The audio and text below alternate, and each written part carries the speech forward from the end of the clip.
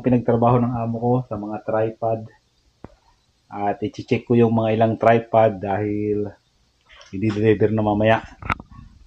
Makikita niyo ang istaka ng tripod ng boss ko. Ayan, bulok na tong company na to. Kabilang company to ng amo ko. At dati ay maraming mga Pinoy dito. Pero ngayon ay isinarado na itong isang company ng amo ko at ginawa na lang niyang bodega. Dati ang trabaho dito ay printing, assemble ng tripod, nagpuputol ng aluminum. Ngayon ay istaka na lang ng mga tripod.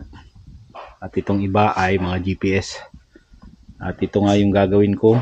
I-check ko yung tripod na i-deliver mamaya kasi may umorder. Pala sa mga naghihintay ng employer na hindi nagka-employer, hindi na-select, huwag kayong mag-alala. At mas maganda yung may iniintay kaysa sa wala. Ang importante, naghihintay na lang kayo ng employer. Kaysa dun sa iba na naghihintay pa lang ng registration at yung iba ay bumagsak pa sa exam. At maghihintay na naman ulit sila ng registration next year. Kaya dun sa mga naghihintay ng employer, pasensya lang. Dahil ang importante ay may iniintay kayo at habang naghihintay kayo ng employer ay trabaho muna para hindi kayo mainip. Ang nabalitaan kong susunod na seleksyon ay sa May. Medyo malapit na. At mga isang buwan na lang, 2 buwan ay magkakaroon na ulit ng seleksyon. At malay ninyo, kayo na yung susunod. Alam ko yung pakiramdam ng ganyan, yung naghihintay ng employer, dahil ako nga ay matagal ding naghihintay ng employer. May nakalaan na company dito sa inyo sa South Korea. Kaya tiyaga-tiyaga lang sa paghihintay. Ano ba dapat ang gawin ng mga hindi nagka-employer? Siyempre, relax muna kayo dyan sa Pilipinas.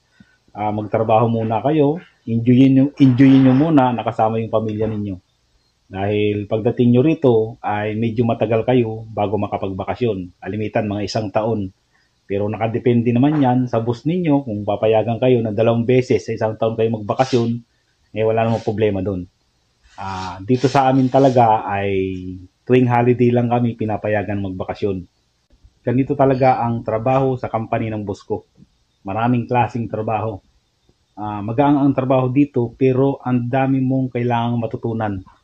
Kaya ako noon, bago ko nakuha lahat ng klase ng trabaho dito sa company ng boss ko, siguro inaabot ako ng mga 6 months. Kasi sa daming model na binibenta ng boss ko, buy and sell ang negosyo ng boss ko. Kailangan talagang i-check itong mga tripod dito dahil ito ay galing ng China.